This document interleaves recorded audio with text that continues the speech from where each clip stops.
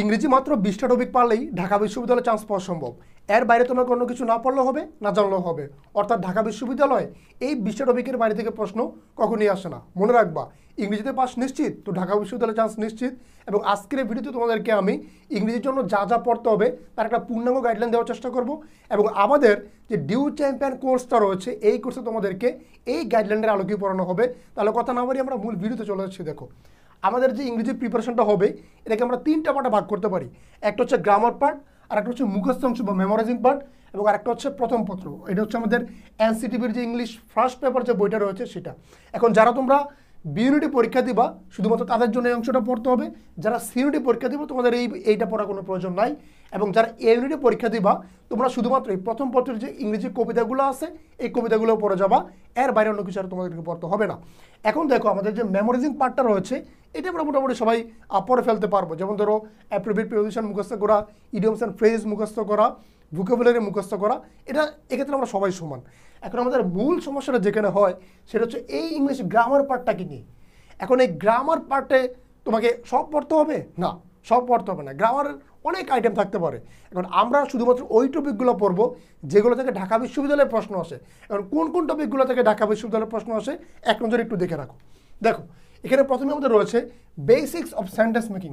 একটা সেন্টেন্স কীভাবে গঠিত হয়, সেন্টেন্স কাকে বলে, সেন্টেন্সের প্রকারভেদ। এখন দেখো, ঢাকা বিশ্ববিদ্যালয়ের ভর্তি পরীক্ষার মধ্যে একটা জায়গায় সেন্টেন্স কাকে বলে এই প্রশ্ন পরীক্ষায় নিশ্চয়ই আসবে না, তোমরা বুঝতে পারছো। বাট তোমাকে প্রথমে গ্রামারের বেসিক নলেজ থাকার জন্য এই টপিকটা পড়তে হবে। একটা সেন্টেন্স কীভাবে গঠিত হয়, তো প্রশ্ন যদি সহজ হয় তাহলে এখান থেকে একটা প্রশ্ন আসতেও পারে। তোমরা জানো, যদি কোনো একটা পরীক্ষায় 20টা প্রশ্ন থাকে সেখান থেকে কিন্তু সবগুলো কঠিন থাকবে না। বা যদি 15টা এমসিকিউ দেয় সবগুলো যে খুব কঠিন হবে এমন না, 2-1টা প্রশ্ন থাকবে খুব ইজি। ধরো যদি এরকম কোনো প্রশ্ন আসে তাহলে এই টপিক থেকে আমাদের একটা প্রশ্ন আসার সম্ভাবনা রয়েছে। এরপর খেয়াল করো, tense and sequence of tense. আমাদেরকে টেন্সটা পারতে হবে এবং টেন্সের সিকোয়েন্সটা পারতে হবে। অর্থাৎ একই সেন্টেন্সে যদি একাধিক ক্লোজ থাকে তখন প্রথম ক্লোজটা কোন টেন্সে হলে পরের ক্লোজটা কোন টেন্সে হবে, এই যে কিছু রুলস বা সূত্র রয়েছে এই টপিকটা আমাদেরকে পড়তে হবে। এবং আমাদের ডিউ চ্যাম্পিয়ন সেটা তোমাকে খুব ভালোভাবে পড়ানো হবে, কারণ আমাদের প্রত্যেকটা শিট এবং প্রত্যেকটা নোটস খুবই সাজানো এবং গুছানো। তারপরে যে টপিকটা খেয়াল করো, নাউন। এই নাউনের ভিতরে কী কী রয়েছে, আমাদের রয়েছে কাউন্ট এবং নন কাউন্ট নাউন, এবং আমাদের রয়েছে হচ্ছে ডিটারমিনার। এরপর হচ্ছে pronoun, adjective and adverb, verb. অর্থাৎ আমাদের মোটা দাগে পার্টস অফ স্পিচটা খুব ভালোভাবে আয়ত্ত করতে হবে। এখানে দেখো ভার্বের ভিতরে কী কী আছে, আমাদের রয়েছে ক্লাসিফিকেশন, আইডেন্টিফাইং জিরান্ড অ্যান্ড পার্টিসিপল। অর্থাৎ ভার্বের প্রকারভেদটা আমাদেরকে পারতে হবে এবং জিরান্ড এবং পার্টিসিপলটা আইডেন্টিফাই করে আমাদেরকে জানতে হবে। তাহলে দেখো, এখানে আমাদের basics of sentence making, tense এবং সিকোয়েন্স অফ টেন্স, আমাদের রয়েছে নাউন। নাউনের ভিতরে আবার কয়েক রকমের টপিক রয়েছে। এখানে আমাদের কাউন্ট, নন কাউন্ট আছে, ডিটারমিনার আছে, আর জেন্ডার থাকবে, নাম্বার থাকবে।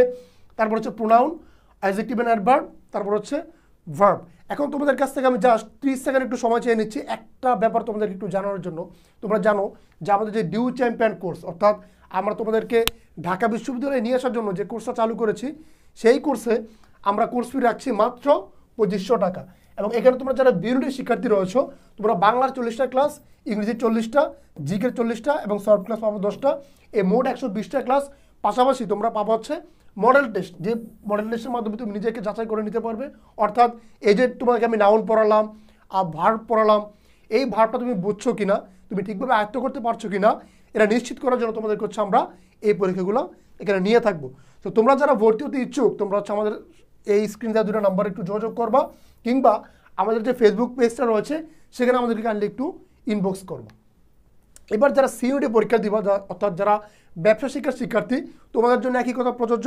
তোমরা হচ্ছে এখানে তোমাদের বাংলা এবং ইংরেজির পাশাপাশি তোমাদের যে গ্রুপ ভিত্তিক বিষয়গুলো রয়েছে, এই গ্রুপ ভিত্তিক বিষয়গুলোর উপরে এখানে ক্লাস পেয়ে যাচ্ছ। এখানে সর্বমোট তোমরা ক্লাস পাচ্ছ 200টা, এবং একইভাবে মডেল টেস্ট পেয়ে যাচ্ছ এখানে 20টা, যেগুলো পূর্ণাঙ্গ মডেল টেস্ট। এবং এর বাইরেও আমাদের মিনি টেস্ট থাকবে, ছোটো ছোটো মডেল টেস্ট থাকবে, ওগুলো আমরা এখানে ইনক্লুড করি নাই। বাট তোমরা হচ্ছে আমরা উইকেন্ডে এক সপ্তাহ যা যা পড়াবো ওগুলোর একটা পরীক্ষা এখানে তোমাদেরকে আমরা নিব। ভর্তি হওয়ার পদ্ধতি এবং ফি একই। রাইট ফর্ম অফ ভার্ব, ভার্বের যে রাইট ফর্ম তোমরা জানো, এটা তোমরা ইন্টারমিডিয়েটে পড়ে আসছো। বাট এইচএসসির সাথে আমাদের এডমিশনের একটু পার্থক্য রয়েছে, অর্থাৎ এডমিশনে আমাদেরকে আরও ব্যাপক এবং বিস্তৃত আকারে পড়তে হবে। তারপর রয়েছে আমাদের subject verb agreement, modals and conditionals, আমাদের রয়েছে dangling modifier, subjunctive and causative verbs. আমাদের অনেকের কাছে এই টপিকটা নতুন, কারণ আমরা ইন্টারে আসলে টপিকটা পড়ি নাই। মডিফায়ার যদি আমাদের ছিল, বাট এই যে ড্যাংলিং মডিফায়ার এটা কিন্তু আমাদের ছিল না, আর সাবজেক্টিভ এগুলো ছিল না। বাট বিশ্ববিদ্যালয়ে ভর্তি পরীক্ষার জন্য এগুলো হচ্ছে স্পেসিফাইড কিছু টপিক, এগুলো আমাদেরকে পড়তে হবে। এরপর আমাদের রয়েছে ইনভার্সন, প্যারালালিজম অ্যান্ড রিডান্ডেন্সি। অনেকের কাছে এই টার্মগুলো নতুন, বাট যখন আমরা আমাদের ক্লাসেগুলো আলোচনা করবো আশা করছি একেবারে সম্পূর্ণ ক্লিয়ার হয়ে যাবা। আমাদের রয়েছে identification of clauses, noun clause, adjective clause, এই যে ক্লোজগুলোর প্রকারভেদ রয়েছে এগুলো তোমাদেরকে পড়াবো। পাশাপাশি আমাদের এখান থেকে ক্লোজ নির্ণয় করতে বলা হয় পরীক্ষায়। এই ক্লোজ থেকে আমাদের কীভাবে প্রশ্ন আসে, আমাদেরকে একটা সেন্টেন্স দিয়ে ক্লোজটাকে নির্ণয় করতে বলে। তারপর খেয়াল করো, আমাদের identification of parts of speech, parts of স্পিচকে আইডেন্টিফাই করতে বলবে। একটা সেন্টেন্স দিয়ে, একটা সেন্টেন্সের ভিতরে একটা ওয়ার্ডকে আন্ডারলাইন করে দিয়ে তোমাকে বলবে এটা কোন পার্টস অফ স্পিচ, এটা তোমাকে পারতে হবে। কারেকশন, সেন্টেন্স কারেকশন, অর্থাৎ এটা খুবই সিম্পল একটা ব্যাপার, তোমরা বুঝতে পারছো। আমাদেরকে ভুলভাল দেওয়া থাকবে, সেখান থেকে সঠিকটা আমাদেরকে চুজ করে নিতে হবে। আমাদের রয়েছে ভয়েস, এই ভয়েসটা বি ইউনিটের জন্য কাজে লাগে, বাট সি ইউনিটে কোনো কাজে লাগে না। আমাদের রয়েছে ন্যারেশন, ন্যারেশনের ক্ষেত্রে একই কথা প্রযোজ্য, এটা বি ইউনিটে আসবে, সি ইউনিটে অতটা গুরুত্বপূর্ণ না। আমাদের রয়েছে কম্পারিজন, অ্যাফার্মেটিভ, নেগেটিভ এগ্রিমেন্ট, আর literary terms, figures of speech. Literary terms মানে সাহিত্যিক কিছু টার্মস রয়েছে। এরপর আমাদের হচ্ছে ফিগার্স অফ স্পিচ। এই টপিকগুলো, এখানে আমি যে টপিকগুলো বললাম, কেবলমাত্র তুমি যদি এই টপিকগুলো আয়ত্ত করতে পারো, আমি তোমাকে নিশ্চিত দিয়ে বলতে পারি ঢাকা বিশ্ববিদ্যালয়ে তোমার চান্স কেউ আটকাতে পারবে না। ও আচ্ছা, আরেকটা কথা, তো মেমোরাইজিং পার্টে মেমোরাইজিং পার্টে কী কী পড়বো ভাইয়া? মেমোরাইজিং পার্টের জন্য তুমি তোমার কাছে যেই বইটা থাকুক না কেন, সেটা হোক ইংলিশ ফর কম্পিটিটিভ এক্সাম বা মাস্টার যে কোনো বই, তুমি দেখবা যে সেখানে মুখস্থ পার্টগুলো আলাদাভাবে দেওয়া রয়েছে। মুখস্থ পার্ট আমাদের রয়েছে idioms and phrases, appropriate preposition এবং ভোকাবুলারি।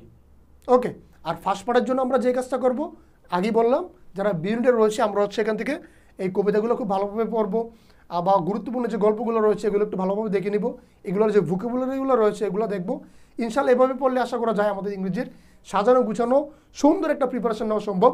সো ভিডিওটা যারা শেষ পর্যন্ত দেখলে আশা করছি তোমরা খুবই বেশি উপকৃত হবে। তোমাদের যদি এই ভিডিওর পিডিএফটা প্রয়োজন হয় কমেন্ট করো, এখনই দিয়ে দিচ্ছি। সবার জন্য শুভকামনা রইল, সবাই ভালো থাকো, সুস্থ থাকো। দেখা হচ্ছে ডিউ চ্যাম্পিয়ন কোর্সের ক্লাসে।